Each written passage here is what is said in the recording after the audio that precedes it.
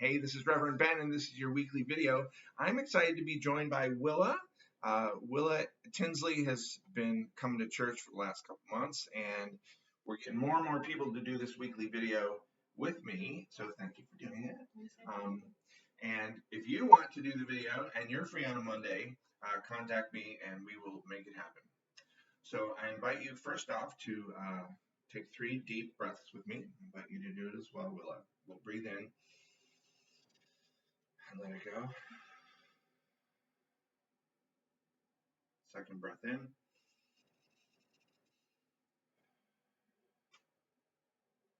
And one more breath in.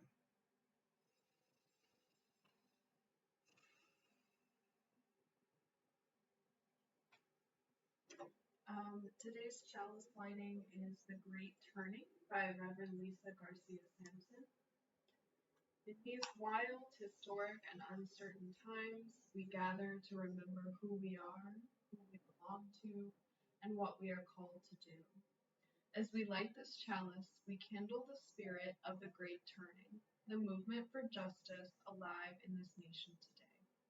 May we feel it in our bones, and in the stillness of this hour, may we sense it calling our name. May it be so. Thank you, Reverend Lisa, and thank you for choosing that, Willa. Now, we've been doing a follow-up question to the Sunday service in the videos, and so this week's follow-up question is this. What are you grieving in your life right now? Those of you who missed the worship service, it was called Good Grief, and it was a wonderful service. Sandra Moss and my beloved wife Lucinda Zeman were the 2 worship leaders. And so the question I want to ask yourself is, what are you grieving? It might not be like the loss of a person, it might be the loss of something in your life. And then how is your grief showing up? Feel free to put your answers in the text chat on YouTube, or if you're seeing this on YouTube. If you're seeing it on Facebook, you can put it as a comment, or if you're receiving it by email, just hit reply to that email. I would love to know what's on your mind and what is in your heart. Each week, we appreciate an individual or team who has done something to support the church's mission. Today, we appreciate landscapers and lawnmowers Daniel Bly, Michael Rowe, and Robert Wallace, as well as Sophie Powers, who is putting these videos online and making them look good. Thanks, everyone. If you have a nominee for somebody who should be appreciated, let me know that. This week, Thursday at 9 a.m., it's the monthly Interfaith Breakfast. Interfaith Tampa Bay holds these breakfasts every month, and some of you have joined me. I believe Mimi and Janae are going to be there as well. You're welcome to come as well if you're free on Thursday morning. It's at the Hangar Restaurant in St. Pete. And if you're there and can't afford to pay for the breakfast, I will pay for your breakfast. You get to meet people from different faith traditions. There's a guest speaker, and it's a really good time. So come on down if you haven't before. The Hangar Restaurant is the restaurant at the St. Pete Airport. Did I already say that? I'll say it again. We also have a board meeting this Thursday, 6 to 7:30 in Gilmore Hall, and all are welcome. We also have Sunset Supper on Friday, and volunteers are needed for that. Please email Sabine Von Alloch. It's a tough name to say. Sabina Von Alloch. Email Sabina if you want to come. Then on Saturday, it's my turn to escort at the Bread and Roses Women's Health Clinic. So folks are coming there for their appointments, often for abortion care, and they get yelled at. There are people who are out there holding signs and saying that they're killing their babies, and so volunteers are needed to walk the people from their cars to their appointment. And several of you have joined me before. Let me know if you're interested in joining this Saturday. We got to get up there, I think, by 8:30. So sometimes I meet people here at the church at 8 o'clock, and we caravan together. I'll give you a short training and orientation before we get up there. And then it's Sunday. I'll be back in the pulpit alongside Ariane and Drew. Really looking forward to that. The topic is discomfort designed as danger.